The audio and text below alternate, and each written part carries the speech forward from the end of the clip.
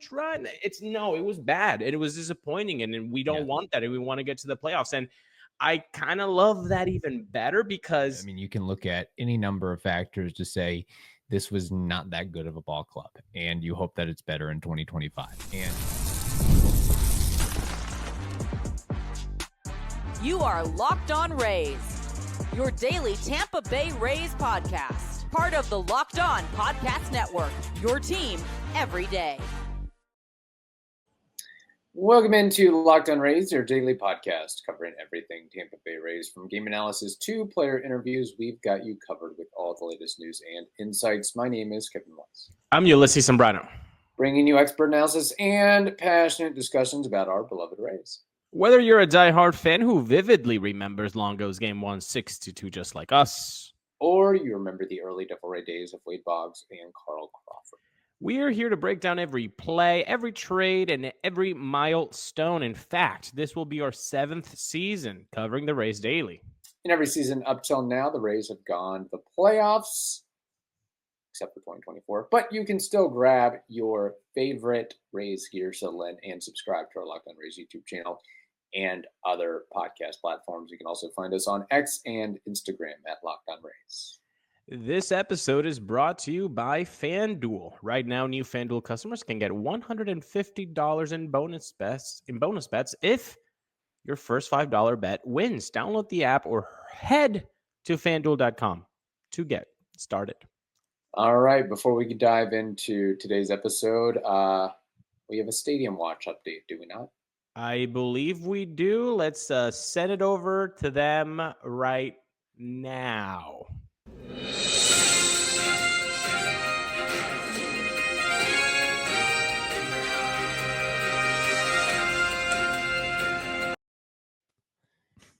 $56 days.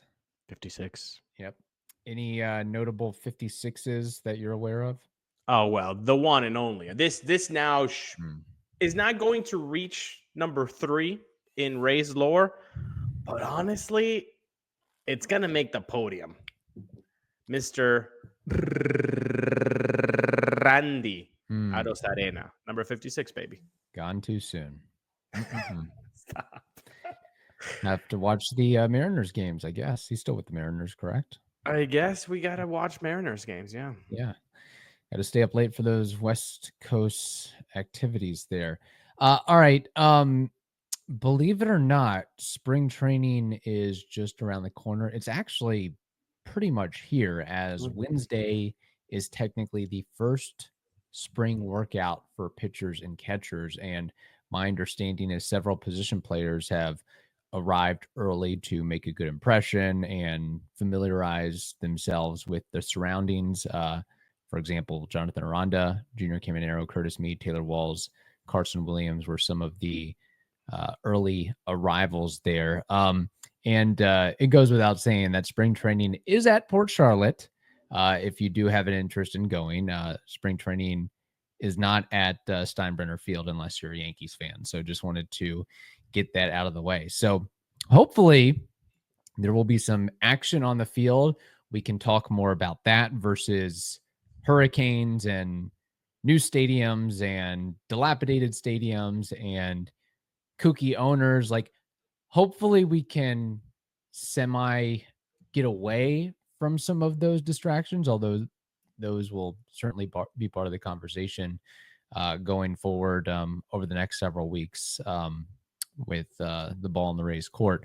But hey, it should be a good time with bats being swung, pitches being thrown, baseballs being caught, a good feeling in the air, hopefully.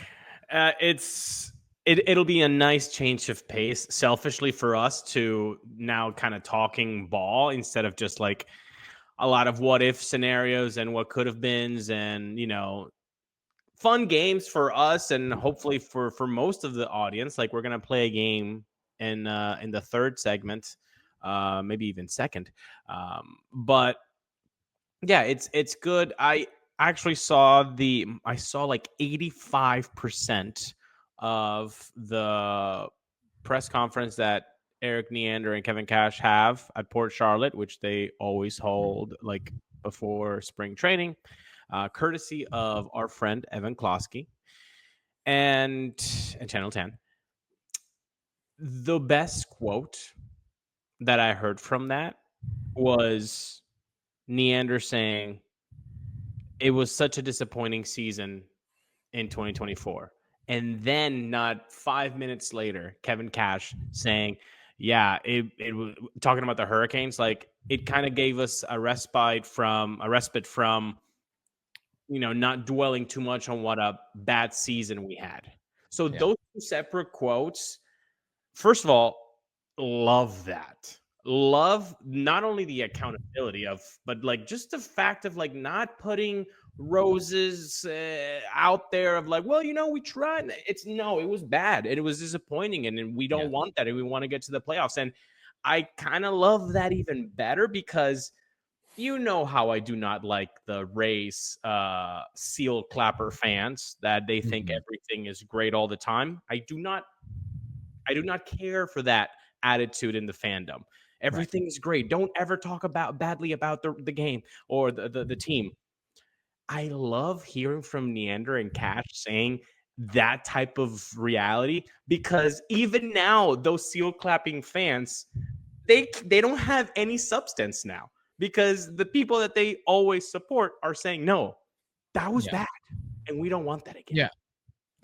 All you have to do is look at last season's record. All you have to do is look at the offensive aptitude. I mean, you can look at any number of factors to say this was not that good of a ball club, and you hope that it's better in 2025. And fortunately, which is something we'll be getting into as we'll have a little spring training series, some questions to answer. They at least made an effort given their budget constraints. They went out, got Danny Jansen. They went out last moment, got Ha-Seong Kim. And the thought is still that Kim would be able to get back in late May from his shoulder surgery. But there's a possibility he could return sooner than that. Maybe second base where the throw is shorter, or DH. Anything you have to do to get this dude in the lineup, I am all for. Playing shortstop is secondary to me at this point. Just get his butt batting leadoff or second, and I'll be a happy camper, assuming that he's healthy enough to swing a bat with that shoulder and so forth. So no, when he gets to the lineup, it's going to be an added benefit. And I know you read the social media comments, and people are like, "What, late May? We're gonna have to, wait for his bat," and that part is going to be kind of a letdown. Let's just hope. Hey, every ball player has the ability to go off for a certain amount of time. In this scenario, we have all seen, and we cannot deny, that Jose Caballero and Taylor Walls have both gone off for at least a month in the major leagues where they're above average, and they're doing their work and they're doing their part. So let's just be a little bit positive and say, hey, for April/May, can those two guys, can that production just hover around league average? Right. Well, if anything, I mean, you would hope that signing Kim lights a fire in those two to elevate their game and to be on point and to be as ready and prepared as possible. So that remains to be seen going forward. We have more to discuss, but first we have to tell the audience something very important, and that is this: when the game tips off, the NBA action is just getting started, and there's no better place to get in on it than FanDuel, America's #1 sportsbook. With FanDuel, you can place live bets throughout the game, so even if you miss the opening tip-off or want to bet on a fourth quarter comeback, you can stay in the action. And if you're looking for a bigger payout, you can even combine your live bets into a same game parlay. Right now, new customers can get $150 in bonus bets if your first $5 bet wins. Just visit FanDuel.com to join today. That is FanDuel.com for your shot at $150 in bonus bets. Make every moment more with FanDuel, the official sports betting partner of the NBA. All right, so spring training getting ready to ramp up. We have FanFest on Saturday. Ulises and I plan to be out there at the pier, not at the Trop, but at the pier at some point between 1 and 5 p.m. Probably will not be purchasing or getting any memorabilia because I don't get there on time and all the good stuff is gone by then. But hopefully there'll be a good crowd, a good contingent, and some unique, fun activities going on out there. So you should get there before me, man. Get there before me. Get me a couple of memorabilia stuff. Apple Pay you because you're gonna get there a little bit earlier than I am. Should hold. I don't know. Well, we'll see. We'll see how late I wake up and go from there. All right, you brought up a fun topic or conversation we could have. Leading up into spring training, I just think it's a neat conversation, especially with the Rays going out in free agency and adding a couple players. You see some of the money being thrown around in free agency as well. Do you want to preface what you have in mind and what you want to discuss? And we do welcome the YouTube comments as well with this. The YouTube comments are huge for this episode. Okay. So if you're a regular YouTuber and usually don't leave a comment, you're going to leave a comment today. Mm-hmm. And if you regularly leave a comment, heck, make it two, baby. Do your own and then reply to somebody else. Okay. Because this should be fun. And let's see how this works. I was thinking about, again, off-season, folks. How do we make it relevant? And looking at free market, the free market agent and the free agent market, and how, there are years where it's a little bit more active than others. Right. Remember the Harper Machado year that took a while. Crazy that Bregman is still out there, at least for this year. So I was thinking, what if every year all players could be free agents? And then I try to hone that in. If all Rays players were to go on the free market right now, on the free agent market right now, who would have the richest deal? Who would have the longest deal? Would it be a pitcher, a position player? What would be the length of contract, the total amount that these guys would be given? And I have a few candidates. We're not going to do the whole 26-man roster. Right. Well, yeah, we can eliminate quite a few names right off the bat. Taylor Walls isn't getting a massive, massive contract in free agency. Exactly. And some guys obviously are out. So Ha-Seong Kim, you're not playing, bro. You were a free agent, and we know what you got. And Danny Jansen, you're not playing. We know what you got. You were just a free agent. But I do have a few names, and I want us to discuss length of contract, if they were free agent, how much money, maybe per year, maybe total if the calculator is handy. Kevin, first up. And again, YouTube commenters, you can just write all these names and tell us what you think. Let's start off with a guy coming off his second, not first, Tommy John surgery, Shane McClanahan, who is making $3.6 million this year. If he were a free agent in the market right now, what do you think Shane McClanahan would get? Oh, my gosh. I didn't even think you were going to throw all this at me. I got to think about that. How about this? What do you think he would get? And then I'll work off that. Fair enough. I think obviously coming off a second Tommy John raises question marks. Right. But you're also talking about a market where Frankie Montas, Luis Severino, Justin Verlander, they're hanging around 15 mil to 22 mil. Mm-hmm. I'm sorry. All those three guys have their own benefits. Right. Shane McClanahan just rises above them, even with coming off a second TJ. I'm sorry. That's maybe biased, but he clears them, all of them. So in my head, you're looking at Shane McClanahan between 25 to 30 mil a year. But would it be something of it's going to be a short-term deal because a team doesn't want to take that risk of giving him a 4, 5, 6 year deal? There you go. So 2 years with an option, 1 year with an option, 1 year with some sort of team option involved there. Honestly, I don't think you have to go 1 year. I think with Shane, coming off TJ. Now you kind of have, like we've talked about, right? If they're coming off TJ, they're not getting TJ. Yeah. At least not this year or the next. Like that just doesn't happen. I think the only name I can think of top of mind that kind of had back-to-back setbacks with Tommy John was Dustin May. Okay. But it really doesn't happen. It really, when you have TJ, you should be good for the next 2 through 5 years, right? So with Shane, I think an average annual value of 25 to 30, and I think at minimum 2 years with a third year option. But really, I think if you're a team that has the budget and has the payroll, Right. be mindful about that.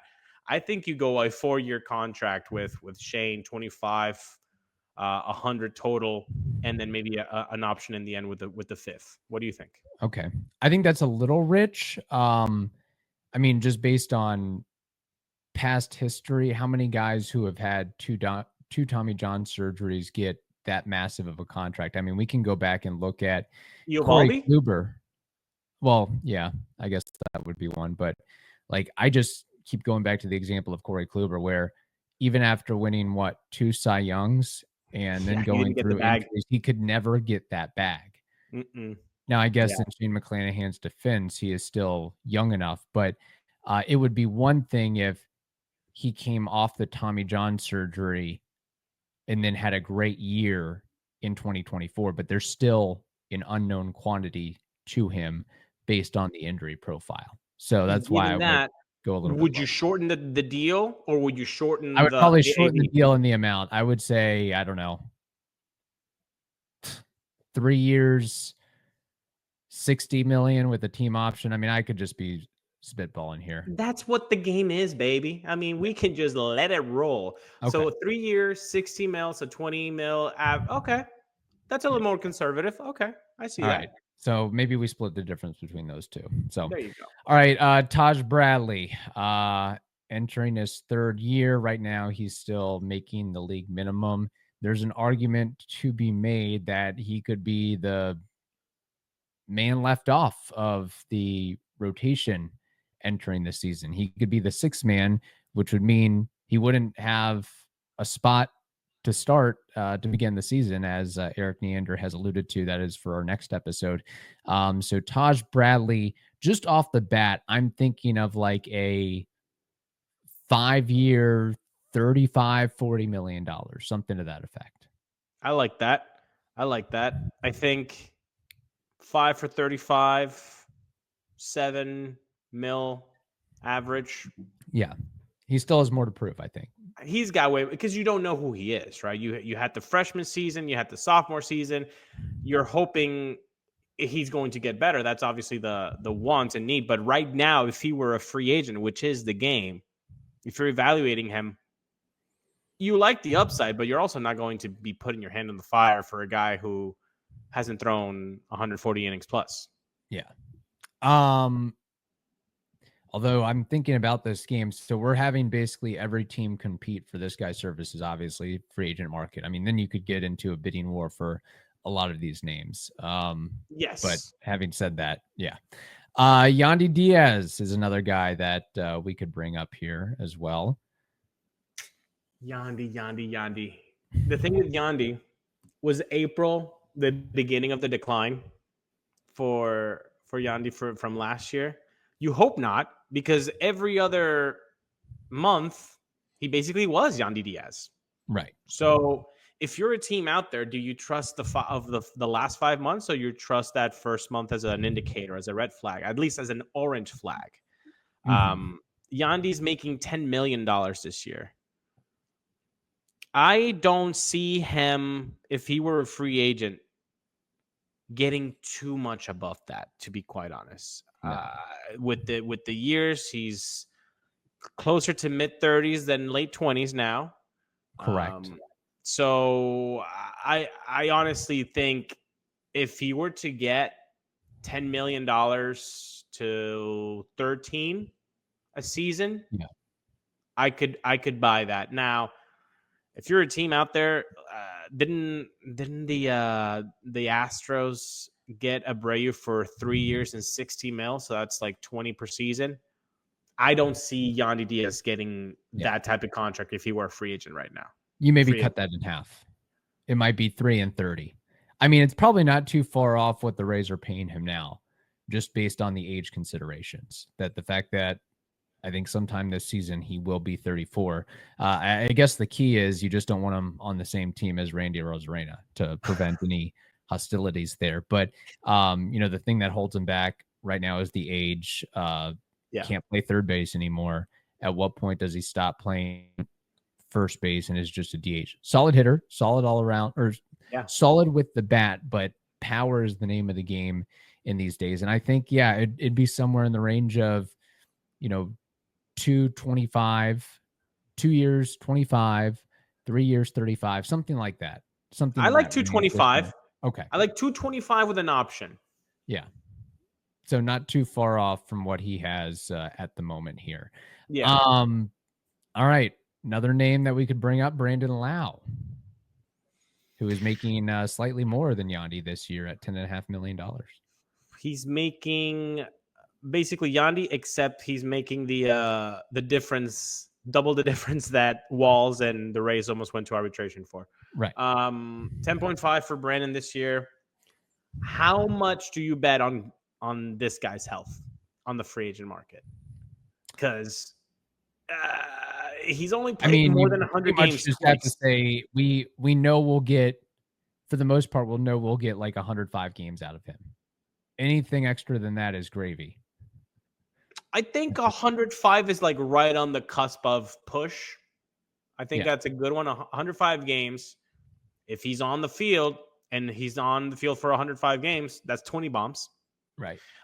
If he's a lefty and you have a short porch, boy, that does wonders. Yeah.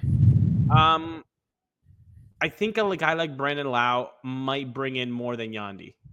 Because I agree, just because of the power numbers. And he is younger by a couple years. The power, younger for a little bit. I think it's the injuries for Brandon Lowe do not harm him as much as the age does for Yandy. Correct. And the fact, again, the power. So if you can just get like a mercenary, a lefty with 20 to 30 homer pop. In fact, he had almost 40 in 2021. I think you're looking at an easy 15 a year, right? Yeah, I could see like a 3 for 50, 3 years, 50 million, something in that ballpark. Okay. That's what, 16.5, something like that? Something like that, yeah. Okay, I dig that. So that's not bad. All right, now the last name we'll get to, Junior Caminero. Personally, I think he would get the most out of everybody on the free agent market.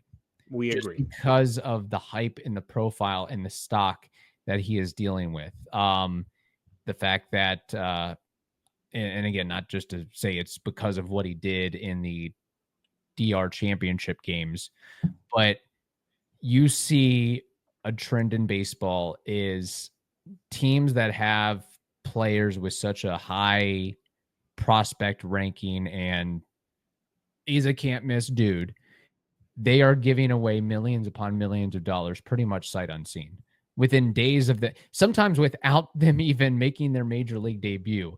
They are dropping a load of cash. So I legitimately could see Junior Caminero, if he was on the open market today, getting like 8 years, 100 mil.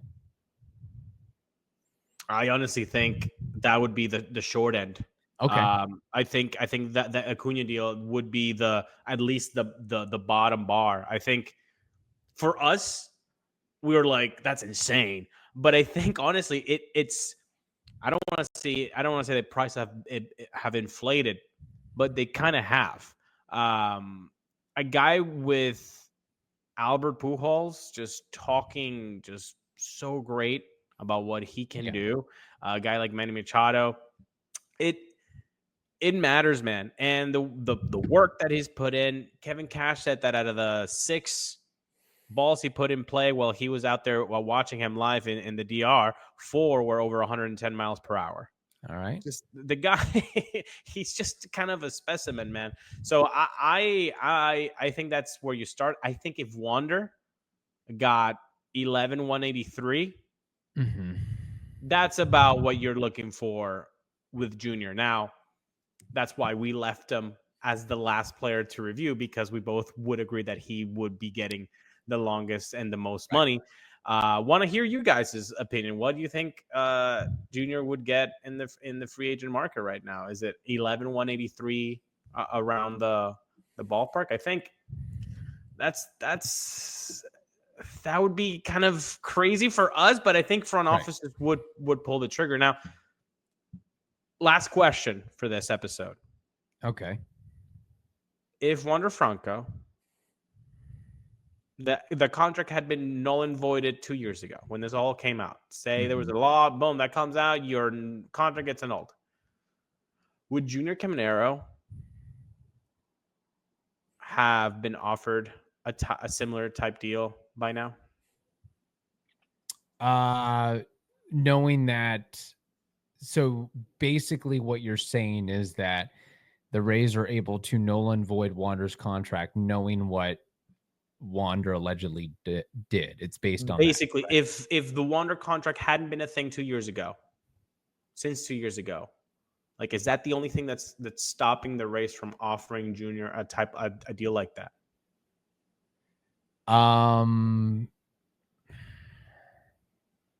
So we know, so we're using this as evidence, because my thing is that the Rays, I think before they give a guy that amount of money without having to, they want to see how he mingles with the rest of the clubhouse. If he keeps it up, if he doesn't let the success go to his head, sort of like it did with Wander. So I don't think that they would make, quote unquote, the same mistake twice. That's why I think they'd be a little bit more cautious. But if we're saying that, Wander was never part of this organization and the Rays have a pile of money to spend on a player, then I would suppose somewhat similar amount could go to Junior. But, Wander also, I don't know if Junior is even the type of player that Wander is. Right. That's the thing. Right. Him being a shortstop and everything else that he provided. I would still probably say that 8 to 10 year, $120 to $140 million range. Even Wander's deal could have gotten up to, $220 million. Yeah. I just don't think he's quite there yet. And that's why I hesitate on it a little bit. No, that's perfect. That's perfect, because we have two different opinions, and you guys will have the final say in the YouTube comments. So be sure to do that. I think next episode is going to be a good one, Kev. Yep, we'll try to make it a good one. And just like we'd note with Caminero, think about all the players who have been giving lots and lots of money at very, very young ages. We saw the trend with Acuna. We saw the trend with Tatis and Corbin Carroll and Luis Robert and Eloy Jimenez, now a member of the Rays, but it's expanded now. See what Bobby Witt is getting. See what J-Rod is getting. Michael Harris. It is Raffaello with the Red Sox. It is really amazing to see guys with 0 days of service time or 20 days or 40 or 50 days of service time. And it's like, yes, we know you're going to figure it out, and we believe you have what it takes to make it last. And that's a question that I'm sure the Rays are going to figure out. Are they in a position to give Junior a long-term contract extension? Something tells me that, both sides may wait a little bit, but you never know. I think the Rays probably want some clarity on the Wander contract to see if they can get out of that before they, dump money on someone. 100%. 100%. All right, there we go. In the meantime, we hope you have a wonderful day. Stay safe, and we will talk to you later.